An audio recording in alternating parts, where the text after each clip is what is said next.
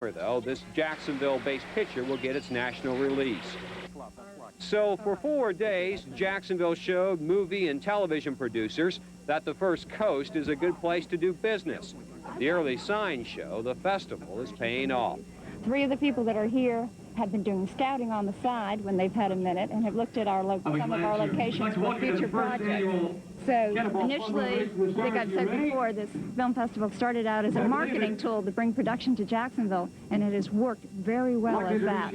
Also, city officials are proud to say the 4-day event cost just $100,000, a small price to attract an industry that spends millions. Roger Weeder, the News on 12. While Jacksonville tries to attract one new industry, another may be preparing to leave. Maxwell House officials say they will close one of 2 plants, either in Jacksonville or New Jersey. But tonight, local businessmen are trying to make sure the local plant stays open. This 2-page spread appeared in the morning's paper with the slogan, "Keep Max in Jacks." The last thing we need to have is the companies leaving the area. We've had a little bit of that. We've had many coming into the area as well, but one more leaving is not a benefit. Now, the city is also encouraging people to send a postcard to Maxwell House, asking the company to stay, and city leaders are said to have other strategies in the works. Right now, the Maxwell House plant employs some 400 people. A grisly discovery in downtown Jacksonville tonight. Police say a passerby discovered a partially decomposed body behind a vacant house on Spearing Street. Investigators say the body was that of a black woman, but at this point there is no identification, no obvious cause of death either. Authorities will wait for the results of an autopsy to determine whether the death was a murder. Murder is on the rise in our country. In fact, according to the latest FBI statistics released just hours ago, almost all serious crime is up.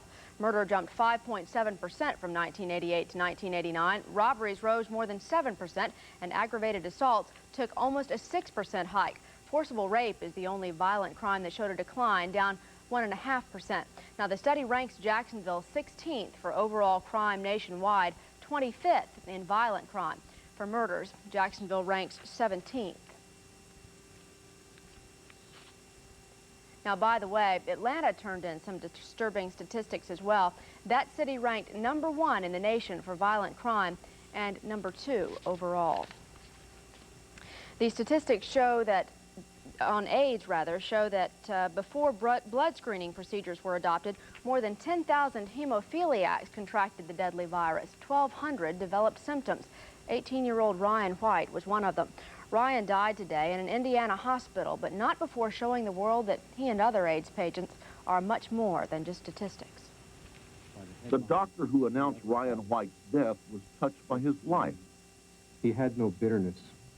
With an honest simplicity, his was the voice that many, if not most, first heard. 5 years ago, just before Christmas, Ryan White was told he had AIDS and became a pariah among his playmates.